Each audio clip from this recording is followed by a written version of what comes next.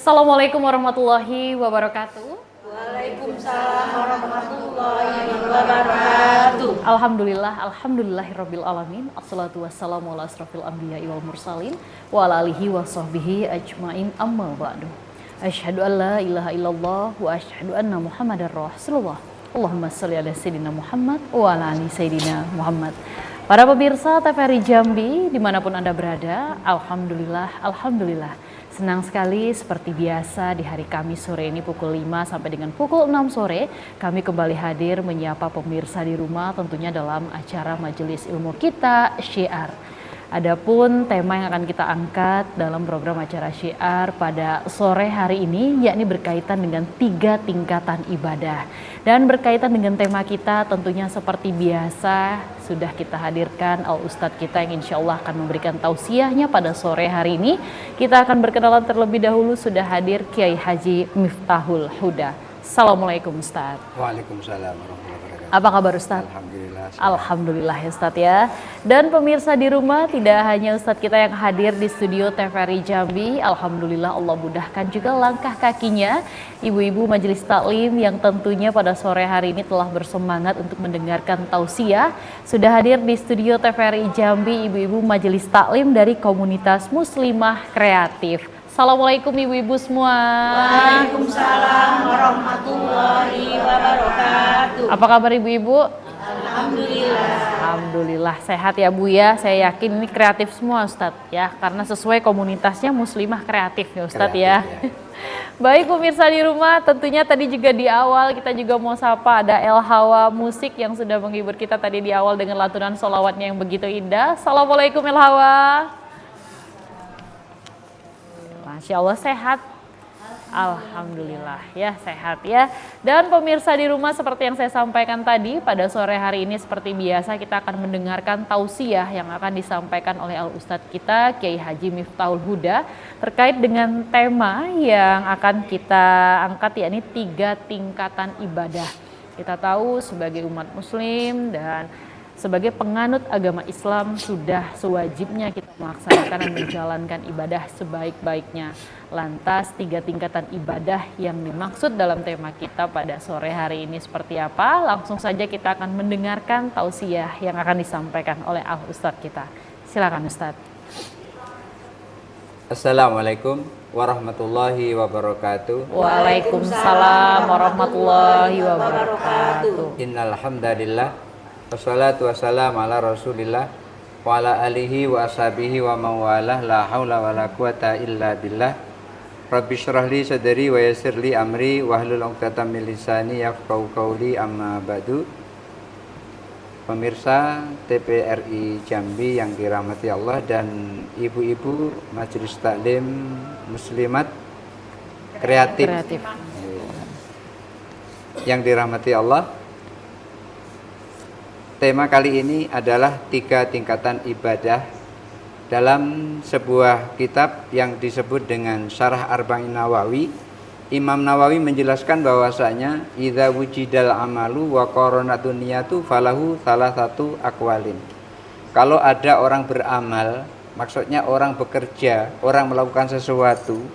Ketika dia melakukan sesuatu umpamanya seperti nyapu, nyuci piring, nyuci baju, walaupun nyuci bajunya tidak pakai tangan, pakai mesin cuci. Waqaranatun niyatu, kemudian dibarengi dengan niat. Diawali bismillahirrahmanirrahim, dibarengi dengan niat. Niatnya apa? Menjalankan perintah Allah. Karena bersih-bersih itu juga diperintahkan oleh Allah. Oleh karena itu innallaha jamilun yuhibbul jamala. Allah itu indah, menyukai keindahan. Kalau kotor pasti tidak indah. Artinya apa? Kita disuruh bersih-bersih. Apakah bersih-bersih di rumah atau bersih-bersih di pekarangan atau di mana saja yang tempat kita. Ketika kita melakukan seperti itu, kita barengi dengan niat. Niatnya adalah lillahi ta'ala, menjalankan perintah Allah. Maka orang yang seperti itu nanti berada di salah satu 3 tingkatan ibadah. Beliau sampaikan al-awwal, yang pertama, ayyaf ala dzalika khaufan minallahi ta'ala. Yang pertama, ia lakukan ibadah itu karena takut. Ada orang sholat karena takut, ada orang puasa karena takut, menunaikan haji karena takut. Takut apa? Bukan takut mertua, bukan. Takut sama Allah. Kenapa? Kalau nggak sholat, takut dimasukkan ke dalam neraka. Kalau tidak haji, dimasukkan dalam neraka. Kalau nggak berpuasa di bulan Ramadan, takut dimasukkan ke dalam neraka. Jadi kalau ada orang di bulan Ramadan puasa, itu bisa jadi puasanya karena takut kepada Allah. Takut apa? Oh, aku harus puasa nih. Kalau nggak puasa nanti dimasukkan Allah ke dalam neraka. Ada di pemikiran seperti itu.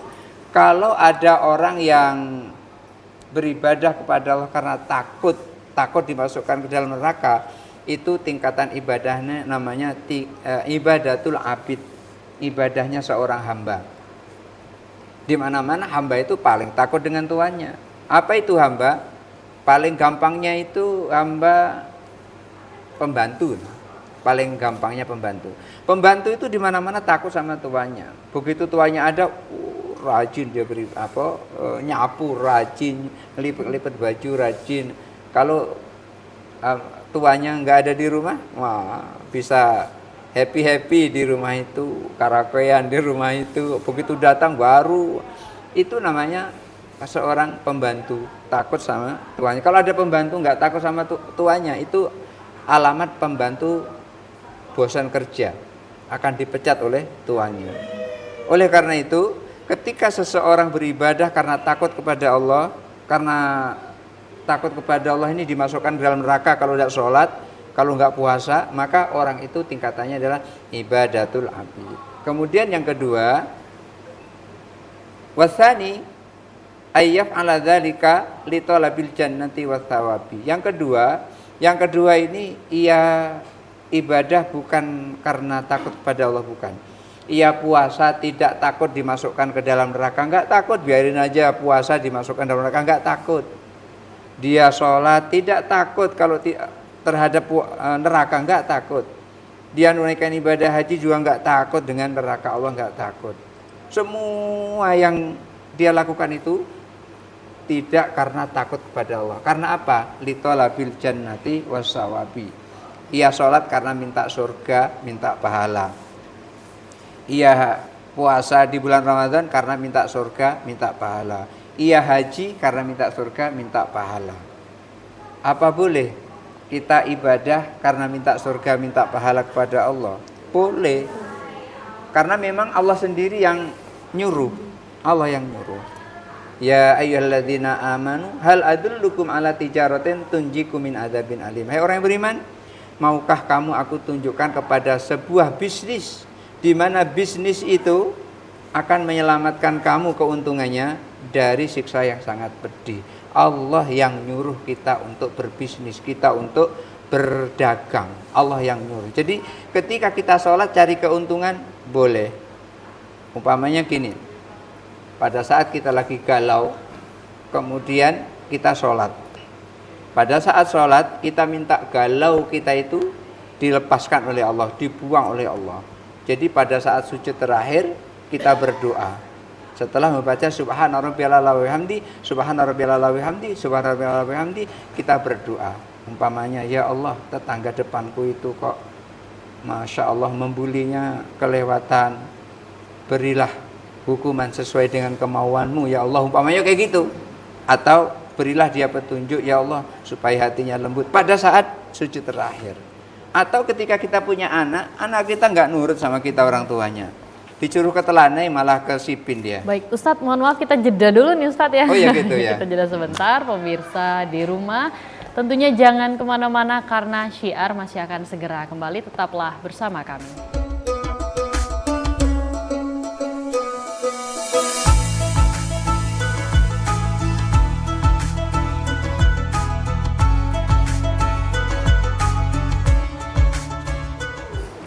Terima kasih pemirsa, tentunya Anda masih setia bersama kami dalam program acara Syiar pada sore hari ini, dan kita masih bersama dengan Ustadz kita Kiai Haji Miftahul Huda dengan pembahasan kita yakni 3 tingkatan ibadah. Dan tentunya juga kita masih bersama dengan ibu-ibu majelis taklim dari komunitas muslimah kreatif. Dan Pemirsa di rumah, tadi di awal ya Ustadz ya, di segmen 1 Ustadz juga sudah sempat membahas terkait ibadatul abid ya Ustadz ya, itu ibadahnya seorang hamba itu di tingkatan yang pertama ya Ustadz ya. Nah lantas di yang kedua nih Ustadz, tadi sempat terpotong ya Ustadz ya, boleh kita melanjutkan kembali ya Ustadz ya, silakan Ustadz. Iya, kadang-kadang memang kita punya masalah, seperti anak kita tidak nurut. Tadi sebelum jeda sudah saya sampaikan, kita suruh ke Telanai malah dia ke Sipin. Itu artinya nggak nurut. Disuruh beli kopi malah beli teh. Itu nggak nurut itu namanya. Disuruh sekolah malah pergi ke tempat nongkrong-nongkrong. Itu nggak nurut namanya. Ketika ada anak yang tidak nurut, ibu omongi pakai mulut, "Nak, kalau sekolah pergilah langsung ke sekolahan. Jangan nongkrong ke tempat nongkrongan situ. Nanti kamu nggak lulus." Ketika anak sedang tidak nurut, itu hatinya sedang keras. Ketika sedang keras, itu pasti jawabnya akan nyakiti hati orang tuanya. Itu udah jelas itu. Kenapa? Karena tanah itu kalau lagi keras dicangkul, kita nyangkul tanah kayak gitu, itu cangkulnya tidak akan masuk ke dalam tanah, tapi akan mantul balik ke jidat kita. Kalau nggak percaya boleh nanti dicoba di rumah itu. Tanah itu diplester, kemudian kita cangkul, pasti akan mantul. Apalagi di atasnya itu ada ban mobil, cangkul langsung mantul. Artinya apa?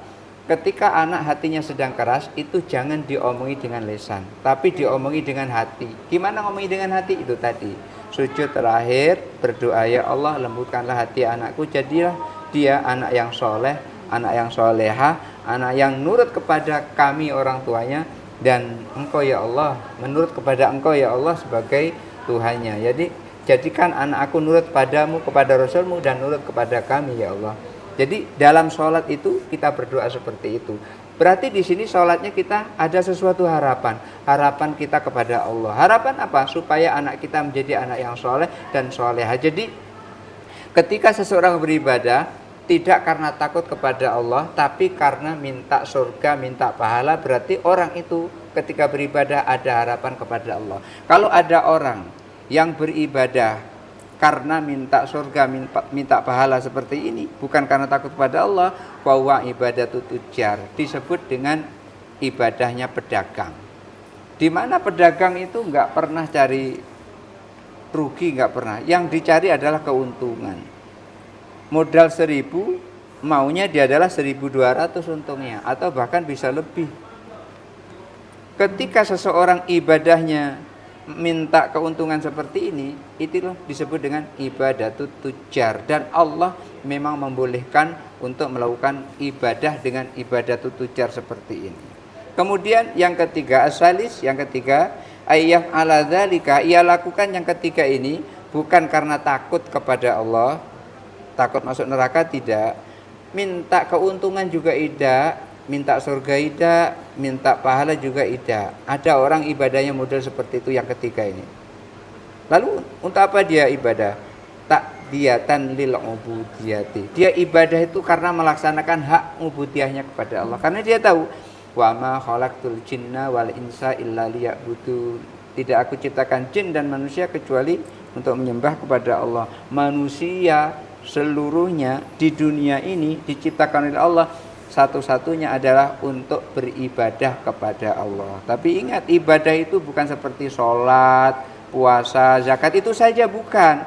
Tetapi seluruh perbuatan kita yang kita niatkan lillahi ta'ala, diawali dengan bismillah, maka ibadah kita itu, perbuatan kita itu menjadi nilai ibadah. Dan perbuatan baik yang kita lakukan dengan mengawali bismillahirrahmanirrahim, umpamanya mau minum bismillahirrahmanirrahim, mau makan bismillahirrahmanirrahim, mau nyapu bismillahirrahmanirrahim, mau nyuci piring bismillahirrahmanirrahim. Kalau ada orang beribadah seperti itu, dia melakukan amal seperti itu, semuanya diawali dengan bismillah, maka bismillahnya dapat pahala, amalnya juga dapat pahala. Tapi semua ibadah atau perbuatan yang tidak bertentangan dengan syariat. Tetapi kalau ibadah atau perbuatan itu bertentangan dengan syariat, diawali dengan bismillah, maka bismillahnya bisa jadi dosa. Ada bismillah, orang ucapkan bismillahirrahmanirrahim jadi dosa besar ada. Umpamanya gini, pas ibu-ibu lewat di depan rumah orang kaya, di situ ada kembang bagus sekali. Kemudian terus melangkah ke halaman rumah itu bismillahirrahmanirrahim, mudah-mudahan tidak ketahuan. Ngambil kembangnya itu mudah-mudahan tidak ketahuan. Jadi bismillah digunakan untuk mencuri, bismillahnya mendapat dosa. Bukan mendapat pahala, bismillahnya mendapat dosa. Gara-gara nengok kembang cantik tadi, ada kembang satu pot bunganya ada 10 warna. Di rumah tidak ada. Pas kebetulan sepi di situ, CCTV nggak ada. Bismillahirrahmanirrahim. Yang seperti itu malah mendapatkan dosa. Ya, jadi bismillah tidak selamanya mendapatkan pahala, bismillah juga mendapatkan dosa. Jadi bismillah kalau dipakai untuk maksiat akan mendapatkan dosa. Apakah maksiat itu berjudi? Sebelum berjudi bismillah dulu supaya menang. Bismillahirrahmanirrahim. Mudah-mudahan Allah jadikan aku menang gitu. Bismillah dulu, dosa bismillahnya itu. Tetapi ketika makan bismillah nggak apa-apa, dapat pahala kita. Sebelum makan dapat pahala. Kita baca bismillahirrahmanirrahim. Jadi karena menyadari dirinya ketika dia beribadah itu diciptakan oleh Allah, dirinya itu untuk beribadah kepada Allah, maka ibadahnya itu karena menjalankan tujuan Allah ciptakan kita, yaitu untuk beribadah kepada Allah Subhanahu wa taala. Itu yang pertama. Yang kedua, ta'diyatan lisyukri. Ibadahnya itu dia puasa, dia sholat, dia haji, semua dia lakukan itu untuk menjalankan kesyukuran. Syukur kepada Allah Subhanahu wa taala. Sudah dikasih sehat, masa tidak mau bersyukur? Hanya orang-orang yang angkuh saja dikasih tidak mengucapkan terima kasih. Umpamanya ibu memberikan tetangga semangkok kue semangkok kolak umpamanya, semangkok kolak gitu. Ketika dikasih tetangga pasti dia akan ucap terima kasih Bu. Itu kalau tetangga yang normal. Tetapi kalau tetangga nggak normal, dikasih itu diambil tapi tidak nengoknya. Nah, kayak gitu. Itu tetangga nggak normal. Yang seperti itu yang angkuh. Iya, melengos dia. Udah dikasih, nggak mau terima kasih. Ketika kelompok yang ketiga ini, tingkatan ketiga ini, dikasih dia mau terima kasih. Makanya dia sholat untuk berterima kasih kepada Allah, dia puasa untuk berterima kasih kepada Allah, dia menunaikan haji, hajinya itu di samping menjalankan perintah Allah itu untuk mengucapkan terima kasih kepada Allah. Kemudian yang ketiga ia lakukan itu adalah karena hayaan minallahi ta'ala, karena malu kepada Allah. Malu apa? Itu tadi dikasih tidak mau berterima kasih, maka ia sholat karena malu kepada Allah. Maka ibadah dia orang yang ketiga ini ada 3 macam. Di dalamnya ada 3 macam. Pertama karena melaksanakan hak ubudiyahnya kepada Allah. Yang kedua karena malu kepada Allah. Yang ketiga karena bersyukur kepada Allah. Jadi melaksanakan hak ubudiyah, malu, bersyukur dicampur jadi satu, jadilah pada kelompok yang ketiga itu. Oleh karena itu ta'diyatan lil ubudiyati wa ta'diyatan lisyukri wa ta'diyatan wa hayaan minallahi ta'ala. Kalau ada orang yang beribadah seperti ini, beribadah bukan karena takut kepada Allah, beribadah bukan karena minta surga, minta pahala kepada Allah, ini artinya dia beribadah ingin yang punya surga, yang punya pahala. Enggak tanggung-tanggung ya. Kalau pingin surga cuma dapat surga, pingin pahala dapat pahala. Takut neraka? Selama dia dari neraka. Ini pingin yang punya surga, yang punya pahala. Kalau ada orang yang seperti ibadah, maka ibadahnya disebut dengan ibadatul ahrar, ibadah orang yang bebas, yang enggak punya keinginan apa-apa kecuali inginnya adalah yang punya pahala dan yang punya surga. Umpamanya seperti ada seorang perempuan namanya Ibu Rabi'ah Al-Adawiyah. Ibu Rabi'ah itu bermunajat kepada Allah. Ya Allah, kalau ibadahku ini karena takut kepada nerakamu, masukkan aku ke dalam neraka. Ibu ada yang berani berdoa seperti itu. Ya Allah, masukkan aku ke dalam neraka. Ibu Rabi'ah berani itu. Ya Allah, andaikan sholatku ini karena takut kepadamu, takut masuk nerakamu, udah aku akan sholat terus, tetapi masukkan aku dalam neraka. Tutup neraka itu untuk orang lain. Ya Allah, andaikan aku beribadah ini minta surga dan minta pahala kepadamu, berikan surga dan pahala itu kepada orang lain. Tutup untukku. Yang ketiga beliau berdoa, ya Allah, Andaikan ibadahku ini, sholatku ini, puasaku ini karena rindu kepadamu, jangan sesekali engkau berpaling kepadaku. Artinya apa? Yang diingini Ibu Robiah ini adalah Allah, bukan miliknya Allah. Enggak mau Ibu Robiah itu kepada makhluk Allah. Yang mau adalah Allah. Kalau aku ini benar-benar rindu kepadamu ya Allah, jangan sesekali engkau berpaling dariku. Baik, Ustadz kita jeda dulu ya Ustadz ya. Dan pemirsa di rumah tentunya jangan kemana-mana karena Syiar masih akan segera kembali. Tetaplah bersama kami.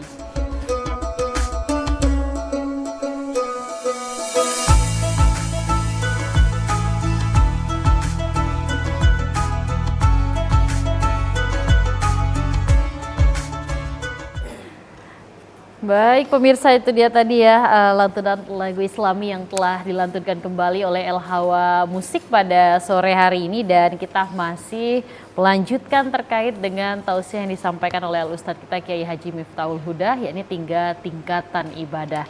Baik Ustadz, pada segmen kali ini kita akan memberikan kesempatan untuk ibu-ibu dari Majelis Taklim Komunitas Muslimah Kreatif memberikan pertanyaannya ya Ustadz ya terkait dengan tema kita 3 tingkatan ibadah pada sore hari ini. Kalau gitu langsung aja untuk penanya pertama, silakan Ibu. Waalaikumsalam warahmatullahi wabarakatuh. Saya Ibu Winiwati. Pertanyaan saya, kita hidup ini di usia saya sekarang dan ibu-ibu juga, khususnya ibu-ibu komunitas, ingin cari perhatian Allah Pak Ustadz. Ingin mencari perhatian Allah baik di segi giat apapun, termasuk lisan, termasuk kata Ustadz tadi, kita harus cari perhatian nurut Allah. Pertanyaan saya kadang ini keluar di luar tema, kadang-kadang kita mendengar azan ini di rumah tetapi kan belum selesai. Apakah kita boleh melakukan sholat langsung? Karena itu kan kalau di masjid kan harus sampai selesai Pak Ustadz ya, tapi kalau di rumah kan sudah waktunya masuk sholat. Itu pertanyaan Jadi pertama. melakukan sholat apa? Sholat jika azannya belum selesai. Sholat azan. Ya, baik. Azannya belum selesai tapi kita udah sholat gitu. Gitu. Sudah masuk sholat, misalnya sholat 5 waktu Pak. Oh gitu. Itu pertanyaan pertama. Pertanyaan kedua boleh Pak Ustadz? Boleh Dinda? Ya.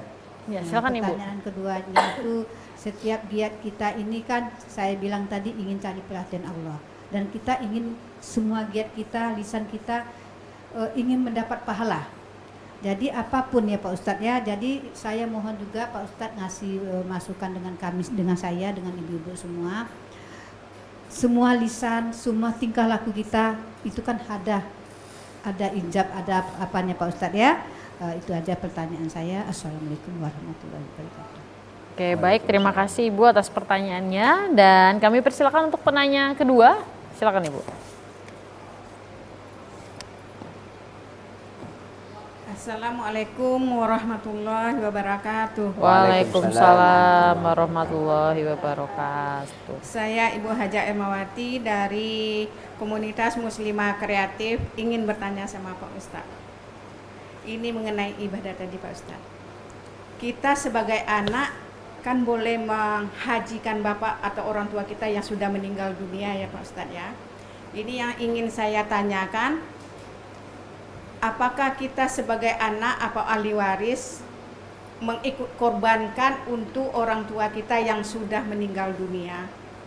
Itu aja Pak Ustadz. Assalamualaikum warahmatullahi wabarakatuh. Waalaikumsalam warahmatullahi wabarakatuh. Langsung ke penanya ketiga, silahkan Ibu.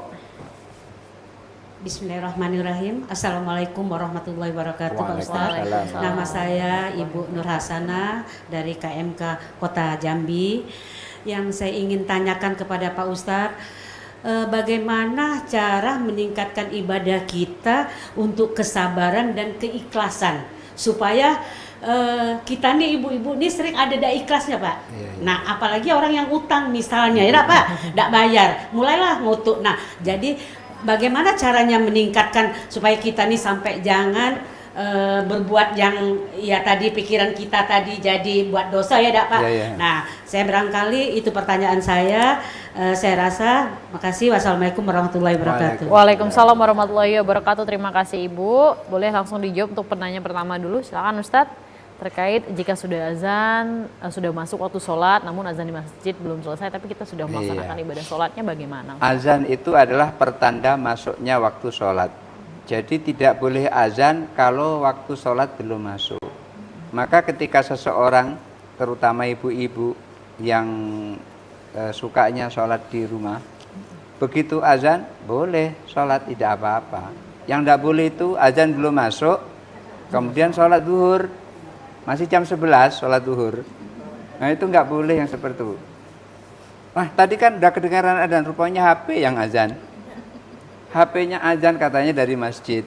Jadi ketika kalau sudah azan zuhur, maka boleh sholat zuhur. Tetapi kalau di masjid ketika pas azan, itu nggak boleh sholat zuhur. Muazin sedang azan, kemudian terus dia sholat zuhur, itu nggak boleh yang seperti itu. Kenapa nggak boleh? Karena dia pasti tidak berjamaah dia. Tetapi ketika dia yang azan tadi sudah qomat, maka ada beda antara azan dan qomat. Azan ini menunjukkan bahwa masuk waktu sholat sudah tiba. Qomat bukan menunjukkan masuk waktu sholat, tapi qomat itu menunjukkan sholat mau dimulai. Nah, jadi ketika di masjid kita tidak boleh sholat 5 waktu ketika belum qomat. Kalau di masjid artinya berjamaah. Makanya tadi ketika Allahu Akbar langsung dia sholli fardhu dhuhri arba'an Allah. Tidak boleh seperti itu. Itu artinya dia ke masjid tapi nggak sholat berjamaah. Karena sholat berjamaah itu akan ditegakkan, akan dimulai kalau sudah qomat. Di mana-mana begitu. Qomat itu awal waktu mau sholat. Azan memanggil orang untuk hadir melakukan sholat. Itu ibu ketika azan sholat di rumah sah sholatnya. Yang kedua? Iya baik, terkait tadi 3 tingkatan untuk kita bagaimana menjaga lisan dan etika kita itu seperti bagaimana apa, menjaga lisan dan sikap kita. Sikap kita, gitu ya. Artinya di sini ada kaitannya dengan adab. Sikap kita kepada orang tua tidak boleh meninggikan suara kita. Sikap kita kepada orang tua kita. Orang tua itu termasuk mertua kita, itu orang tua kita. Anaknya sudah kita ambil, masa orang tuanya tidak sekalian diambil. Itu tanggung yang seperti itu. Oleh karena itu ketika ibu salaman dengan mertua laki-laki, itu tidak batal. Kenapa? Karena anaknya sudah kita ambil. Anaknya sudah kita miliki. Walaupun pada saat memiliki kita tidak kaget. Apa ada orang yang kaget? Ada. Dulu Nabi Adam kan ketika diciptakan tuh sendirian itu. Pas lagi nama sinnatan, tidur sejenak. Pas bangun kaget dia. Di sebelahnya ada perempuan cantik. Kaget dia. Saking kagetnya. Kalau kita kaget kan, siapa kamu? Kan gitu kalau kita kaget kan? Nah, dia lain bunyinya.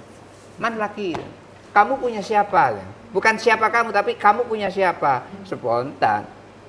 Ibu Hawa nyebut, aku punyamu. Ya udah, karena punyamu dipegang oleh sama Nabi Adam. Datang malaikat Jibril, datang malaikat. Nggak boleh, belum dibawa ke KUA, nggak boleh, kira-kira kayak gitu. Nggak boleh. Jadi artinya ketika kita bersikap kepada orang yang lebih tua dari kita, kita tidak boleh bersuara keras. Bersikap kepada orang tua kita, kita tidak boleh membentak. Fala taqul lahuma uff. Jangan pernah mengatakan ah. Wa qul lahuma qaulan karima. Ucapkan yang lembut, ucapkan yang baik. Itu kepada orang tua kita. Lalu kepada tetangga gimana? Kepada suami kita gimana? Kepada anak-anak kita gimana? Semuanya ada posisi masing-masing. Kepada tetangga, kul khairan aw liyasmut. Ngomong aja yang baik-baik. Kalau tidak bisa ngomong baik, diam. Lebih baik itu. Diam itu emas, kata orang begitu. Diam itu emas. Ketika seseorang bergaul dengan tetangganya, tidak bisa ngomong baik, lebih baik diam, maka diamnya itu adalah adab. Kadang-kadang daripada nggak ada topik pembicaraan, ya sudahlah, hanya dikorek-korek. Kemarin ibu belanja di situ ngutang ndak? Kan tersinggung orang seperti itu. Atau pengen ngerusak amalan orang umpamanya. Bu, ibu lihat ndak? Masjid kita sedang membangun. Aku sudah nyumbang 2 sak semen, Bu. Ibu mbok iya nyumbang. Mobil ibu ada 5, perusahaan ibu ada 2. Banyak harta benda ibu, masa ya aku aja yang miskin 2 sak, Bu, nyumbang. Ibu tadi sebetulnya sudah nyumbang 100 sak semen, nggak tanggung-tanggung, 100. Pingin dia itu hanya Allah saja yang tahu gitu, nggak ditahui orang. Akhirnya ngomong kayak gitu, dia jawab, iyalah Bu, doakan aku supaya aku bisa nyumbang seperti ibu. Oh, ngegas ya. Nyumbang itu nggak perlu didoakan, nyumbang itu cepet ambil dompet sana, pergi ke toko bangunan, beli, langsung antar ke masjid, langsung ngegas kayak gitu. Akhirnya si ibu tadi, ibu tahu nggak apa, Bu? Di sebelah barat, sebelah kanan dari masjid itu ada tumpukan semen yang kurang lebih 100 sak. Tahu? Itu siapa, Bu, yang buang? Nggak tahu, paling tetangga-tetangga kita yang lain lah paling. Itu aku, Bu. Akhirnya nunjukkan diri. Itu nanya gara-gara mulut yang nggak bisa dijaga tadi ngerusak keikhlasan orang. Akhirnya nunjukkan diri kalau dirinya itu adalah penyumbang. Oleh karena itu yang disebut ikhlas itu bukan yang diucapkan, tapi yang ada kaitannya dengan hati. Jadi untuk menjaga itu tadi kita harus tahu situasi dan kondisinya, mana yang sebaiknya diucapkan, mana yang sebaiknya tidak diucapkan. Berikutnya. Iya, baik, untuk pertanyaan kedua tadi, kalau kita mengikut korbankan orang yang sudah meninggal. Iya. Ketika seseorang boleh menghajikan orang tua kita yang sudah meninggal, namanya haji badal atau badal haji. Badal haji. Saya juga pernah membadalkan haji. Yang saya badalkan adalah mertua saya. Karena mertua saya orangnya baik sekali, nggak pernah marah walaupun rezekinya nggak kecukupan. Dan saya jadi benalu di situ pada saat itu. Ketika sukses seperti ini, saya sudah merasa sukses gitu, Bu. Orang mertua itu sudah tidak ada lagi. Akhirnya anak-anak mertua saya rangkul di rumah. Ya di samping istri saya kan berarti anak mertua saya itu kan. Nah, kemudian kakaknya juga begitu. Walaupun sampai akhirnya husnul khotimah di rumah saya karena saya ajari supaya jangan sampai tinggalkan sholat Ramadan, jangan sampai tidak puasa. Maka di bulan Ramadan saya kurung dia, nggak boleh keluar kemana-mana. Kalau keluar kemana nanti khawatir di luar minum. Jadi saya kurung di rumah. Akhirnya kemarin dipanggil oleh Allah dengan husnul khotimah, yang tadinya dia pemabuk, peminum. Alhamdulillah dengan izin Allah dia nurut. Saya bilang kalau nggak nurut jangan tinggal di rumah saya. Tinggal di rumah saya nggak perlu sholat, nggak perlu kerja. Yang penting sholat jangan tinggalkan, puasa jangan ditinggalkan. Pokoknya apa yang ada di sini makanan makan. Kalau nanti perlu bensin ngomong dikasih bensin. Yang penting sholat jangan ditinggalkan, itu saja. Karena apa, Bu? Kalau ada di rumah kita tidak sholat, itu dosanya itu melember ke orang-orang di sekitar kita. Oleh karena itu lebih baik kita menjauhi azab Allah dengan memberikan sesuatu kepadanya. Jadi ketika kita berhadapan dengan orang yang seperti itu, supaya apa tadi yang tadi? Untuk mengikut korbankan orang yang sudah mengkorbankan meninggal. orang tua itu tadi.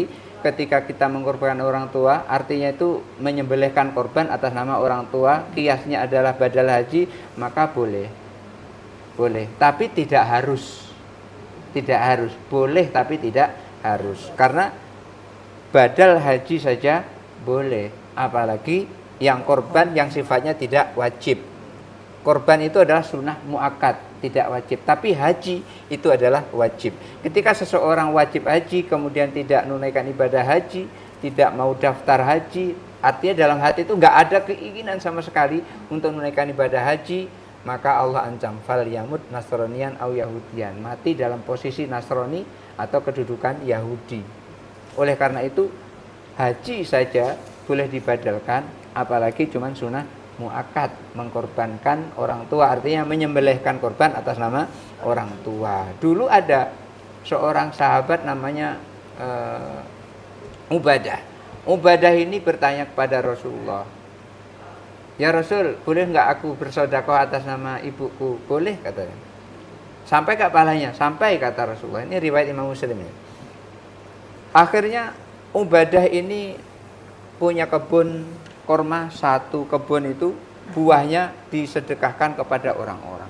Saking bolehnya beribadah pengen membantu orang tuanya. Jadi amalnya Ubadah yang diatasnamakan orang tuanya tadi sampai kepada orang tuanya. Ibu berkorban atas nama orang tuanya tadi yang diniatkan untuk almarhumah, maka sampai ibadah itu. Yang penting adalah niatnya. Karena apa? Kullu a'malin binniyah. Setiap perbuatan itu tergantung pada niatnya. Jadi Baik. artinya boleh menyembelihkan korban atas nama orang tua kita. Kiasnya adalah badal haji diperintahkan oleh Rasulullah. Rasul. Baik itu ya. Yang ketiga tadi sedikit sudah terjawab juga. Ini bagaimana cara meningkatkan sabar dan ikhlas dalam diri Bagaimana kita. cara meningkatkan sabar dan ikhlas? Kita memang disuruh itu. Wasta'inu bisabri wassalah wa innaha lakabiratun illa 'alal khashiin. Dan minta tolonglah kalian kepada Allah dengan sabar dan sholat. Sabar dan sholat itu adalah berat kecuali orang-orang yang khusyuk. Jadi kita memang disuruh sabar. Sabar itu apa? Sabar itu adalah mencari jalan keluar dari kesulitan yang kita hadapi. Itu namanya sabar. Bukan sabar itu diam aja. Misalnya kita mau nyebrang jalan, sabar. Mobil kenceng dari sana, sabar. Itu bukan sabar, bunuh diri itu. Ada jelas mobil kenceng dari sana, pas nyebrang jalan pelan-pelan, sabar itu. Sabar itu bukan begitu. Jadi sabar itu artinya mencari jalan keluar dari kesulitan yang kita hadapi. Orang sakit sabarnya berobat. Pergi ke puskesmas, pergi ke dokter. Kalau enggak, misalnya di situ ada orang yang kita yakini doanya makbul, pergi ke situ. Minta didoakan supaya dia, hanya dia berdoa. Tiupkan ke air. Ini minta kepada Allah itu minum. Tapi percayanya bukan kepada air itu, tapi kepada doanya orang tersebut kepada Allah. Karena kita yakin dia itu sangat dekat kepada Allah. Maka kita bertawasul kepada dia, minta kesembuhan kepada Allah. Boleh yang seperti itu. Atau kepada dokter, kepada tukang urut, umpamanya masuk angin, kemudian terus diurut. Enggak apa-apa yang seperti itu. Itu namanya sabar, mencari jalan keluar. Enggak punya duit, sabar dia menjadi rumah. Ya enggak bakalan dapat. Kalau nggak punya duit, sabarnya itu adalah pergi ke tetangga. Ngomong, kira-kira nggak ada pekerjaan. Oh ada, di sana kerja untuk bikin kue. Masih kurang karyawan satu. Bikin kue apa? Kue donat. Sehari berapa gajinya? Sebulan berapa gajinya? Sebulan gajinya kalau baru 1,5 juta. Terus dia pergi ke sana. Ngelamar pekerjaan itu. Diterima. Lantaran rekomendasi tetangganya tadi. Itu namanya sabar. Bukan sabar tuh diam aja gitu. Itu bukan sabar itu. Jadi yang disebut dengan sabar itu adalah mencari jalan keluar dari kesulitan yang ada. Ketika dulu ada seorang perempuan, dia punya anak, anaknya sakit, dia sabar. Sabarnya apa? Dibawa ke tabib ini enggak sembuh. Dibawa ke tabib ini enggak sembuh, dibawa ke tabib ini enggak sembuh. Karena enggak sembuh dibawa ke tabib kemana-mana, tabib terakhir pernah mengatakan anak ibu ini kurang lebih umurnya tinggal sebulan lagi. Gimana kira-kira seorang ibu ketika dinyatakan seperti itu anaknya? Pasti sedih. Akhirnya ngadu kepada Allah, ya Allah, andaikan anakku ini sembuh dari sakitnya, aku pengen mati di 7 hari. Jadi kesembuhan anaknya dibayar dengan mati 7 hari. Ternyata 1 bulan lewat anaknya sehat, tambah sehat, tambah sehat, tambah sehat. Lupa ibu nih. Kalau pernah berjanji kepada Allah lupa. Ini diceritakan di dalam kitab Tanwirul Qulub. Saya cuma menceritakan saja. Di situ ketika si ibu tadi ini lupa, malaikat datang dalam mimpinya. Bu, apa janji ibu kepada Allah, nazar ibu kepada Allah? Masya Allah, iya, aku pengen mati 7 hari. Pagi-pagi anaknya disuruh ke kuburan untuk gali kuburan. Masuklah dia dalam kuburan itu. Begitu masuk dalam kuburan, ditunggu selama 7 hari. Pas ditutup tadi itu dia pingsan. Pas pingsan, dia bangun lagi. Pas bangun tadi dia melihat ada di sisi kuburan itu, di dindingnya itu ada lubang, kurang lebih sebesar ini lubang itu. Kemudian ditengok, dinding itu ada ibu-ibu di situ. Yang satu sedang duduk enak-enakan, yang satu juga sedang duduk enak-enakan. Yang satu di atasnya ada burung yang ngipasi, yang satu lagi burung matui keningnya itu. Nah, akhirnya diucapkan assalamualaikum, nggak dijawab. Assalamualaikum, nggak dijawab. Assalamualaikum, nggak dijawab sampai 3 kali nggak dijawab. Ternyata itu sudah berada di alam barzah. Alam barzah bukan tempatnya untuk beribadah. Alam barzah itu adalah tempat untuk menikmati ibadah. Setelah ditanya kenapa yang dipatuhi itu, ternyata dia adalah masuk surga karena dia istri yang solehah, tetapi sayang pada saat dia meninggal suaminya sedang kesel kepadanya, jadi nggak ridho. Akhirnya tidak ridhonya suami itu dipatuhi. Ternyata itu diridhoi oleh Allah tadi tuh, yang satu tidak ridho. Akhirnya pas begitu hari ke-7 diangkat oleh anaknya, Baik, Ustaz. ternyata sehat, nggak apa-apa, dibawa ke rumah. Biasa, kalau ada orang diambil dari kuburan bawa ke rumah pasti ramai orang. Kalau nggak percaya Ibu nanti boleh dicoba itu. Baik Ustadz, tentunya waktu juga yang harus Iya, membatasi iya. perjumpaan kita pada sore hari ini ya Ibu-Ibu semuanya ya. Masya Allah ya, tausiah yang disampaikan kita semua menyimak dengan sangat hikmat. Ustadz, boleh diberikan kesimpulan kita Ustadz? Sekitar 1 menit, silakan Ustadz. Iya, baik. Ketika seseorang beramal dan dibarengi dengan niat, itu ada 3 tingkatan. Yang pertama adalah ibadatul abid, ibadahnya seorang hamba. Yang kedua, ibadatul tujar, ibadahnya seorang pedagang. Dan yang ketiga, ibadatul ahrar, ibadahnya orang yang tidak pingin surga, tidak pingin pahala. Yang dipinginkan adalah yang punya surga dan yang punya pahala. Lalu apa perbedaan antara ibadatul tujar dengan ibadatul abid? Ibadah karena takut kepada neraka dan ibadah karena minta surga, minta pahala. Itu sangat berbeda. Kalau seandainya tidak ada surga, tidak ada pahala, maka orang yang beribadah karena minta surga, minta pahala nggak jadi dia ibadah. Baik. Apa nggak ada surga, nggak ada pahala? Iya. Baik Ustadz, waktu juga yang harus memisahkan Iya. kita Ustadz ya. Ustadz terima kasih banyak Iya, tausiah yang disampaikan, dan pemirsa di rumah juga tentunya terima kasih banyak telah menyaksikan program acara Syiar.